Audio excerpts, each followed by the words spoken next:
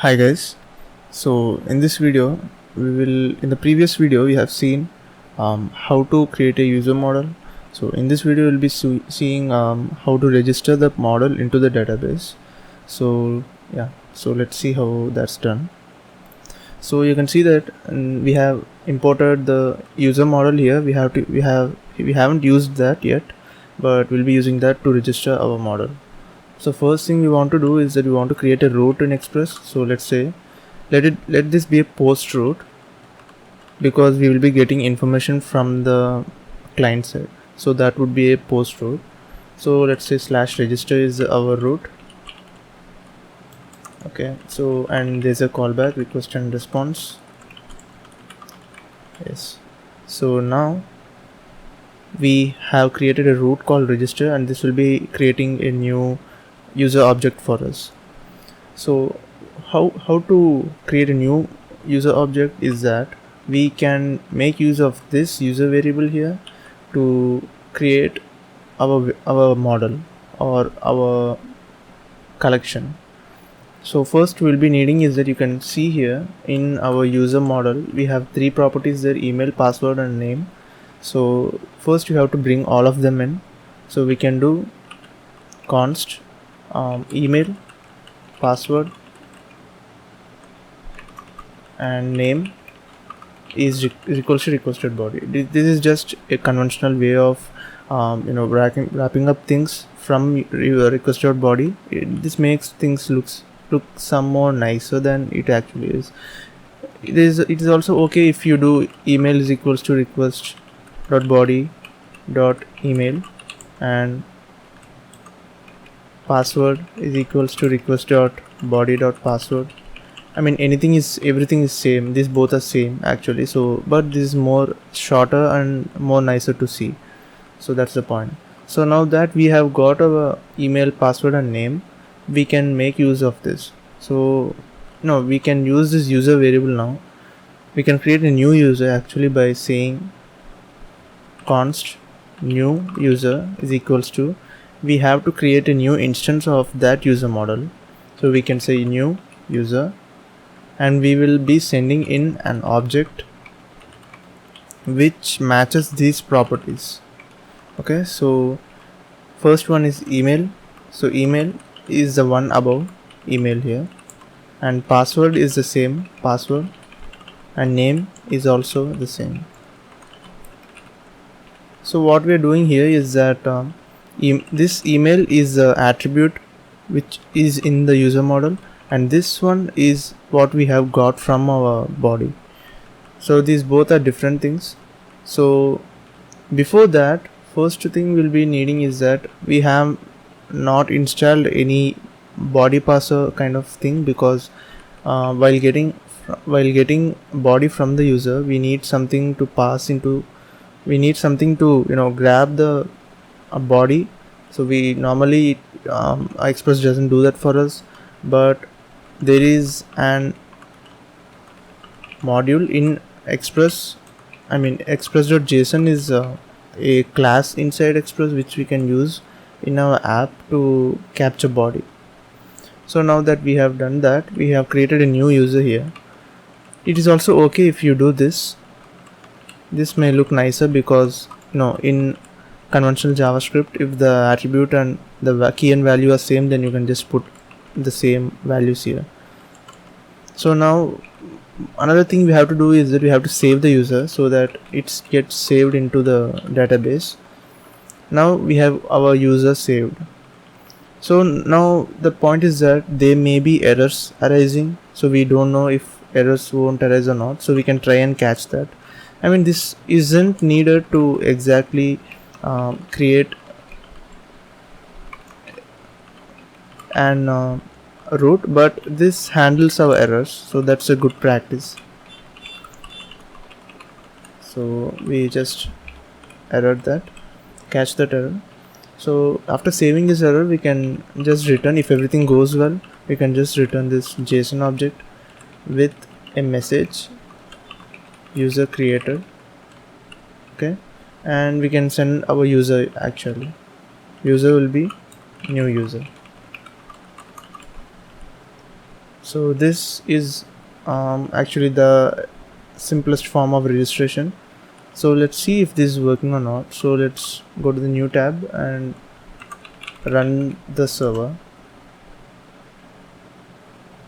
Okay, it's running and it's connected. So let's see. So let's see if let's send a request from Postman. Actually, let me bring that in. So this is the Atlas we have seen yesterday, and you can see that the user models are 0 now. There are no users there. So let's just send a post request to /register with some body, and let's send a raw JSON format. Select this raw to send the send it in a raw format. Also change this text to JSON. So what we need is, first thing is that we'll be needing email. So let's say example email.com, and password, let's say test1234, and name, which is test user, right? So let's try sending this and let's see what is happening. So you can see that the user has been created here, and the user object is everything we have sent, what we have sent. With that, actually it also sends us back with an ID. This is an Mongo ID which uniquely represents this user. Actually we'll be using that a lot when if you're building any product, because you can just grab this. If you have this ID, you can get all the details of this user, right? Okay, so now let's go here and refresh this Atlas model. So you can see here that whatever we entered, and the exact thing what we did return from Postman here, the user object, it is exactly here in this Atlas. So we can confirm that the user has been registered. But there is one problem here. So you can see the password is in plain text here. So if someone gets the password for this Atlas and enters into this database, so he can see the exact email and password, and he can do anything with that. So we can enhance our security here by hashing the password. So for that we'll be using a module called bcrypt.js. So this is used to hash the password so that it would be impossible for anyone breaking in here to get the password of the user. So let's we actually have to install that here. So let's go here and do npm install. So make sure you install the bcrypt.js and not the simple bcrypt one, because they both are actually different. So it is installed here. So now we can go here and actually bring that in. So let's say bcrypt.js is equals to require bcrypt.js. So now we have imported that. Now we have to actually hash the password here. Before saving the user, we have to hash the password, right? So let's say let's create a new variable called hashed password, right? Yeah. So I want this hashed password to be the final password which we are going to save into the database.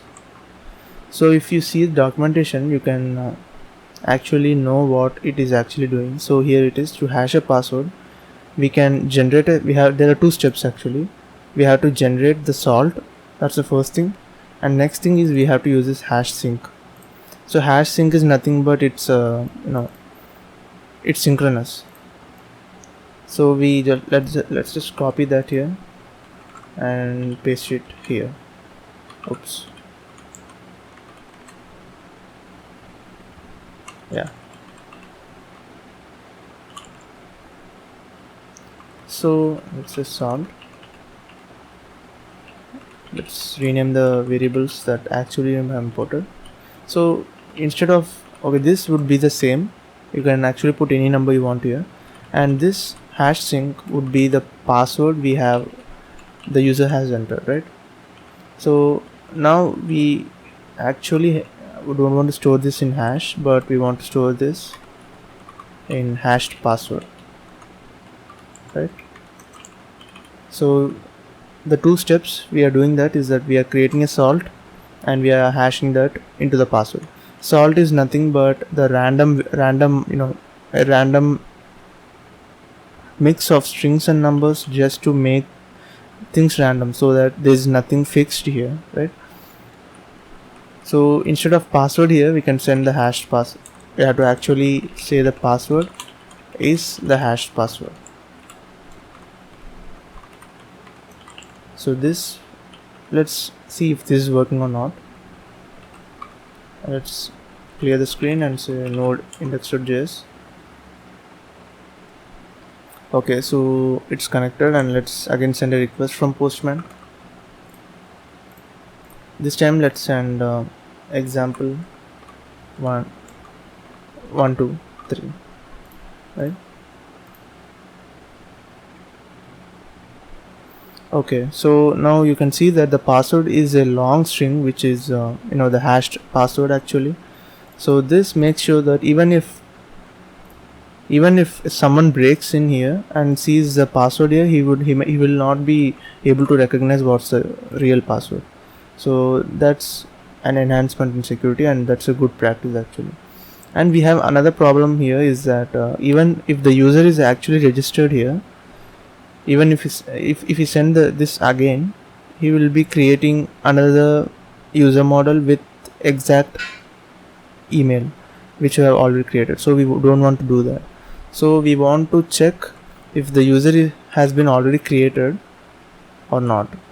So to do that, we have to actually find this. So let's say we have to use the user model to find someone with this email. Okay, so what we can do is we can use the user model and we can do find one, and I want to find someone with this email, right? And we can do const user is equals to await. We are using await because this is an asynchronous task. And we have to make sure that the function is async in order to use the await here. And so we are finding someone with this email actually. So if there is already an user, we want to just return right here itself with a message which says the user is already registered. Else, if the user is not registered, then we want to do whatever we did right now. Okay, so let's go. Yeah, so this makes things more look nicer. So let's again, we have already registered an user with example123@email.com. let's again send this and see.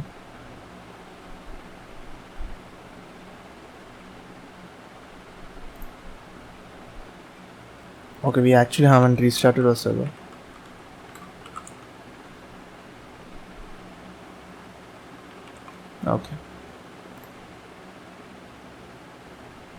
Okay, you can see that the message is coming in here that the user is already registered. So this is what we actually need. So we can also look into Atlas here. So you can see that the password is already hashed. There are two of them because we made 2 requests, so it's okay. So you can see the password is hashed, and that's what we need. So this makes things more safer, and it is really a good practice to use whenever you register anything, if you want to hide something from anyone breaking in. So thanks for watching guys, and do subscribe.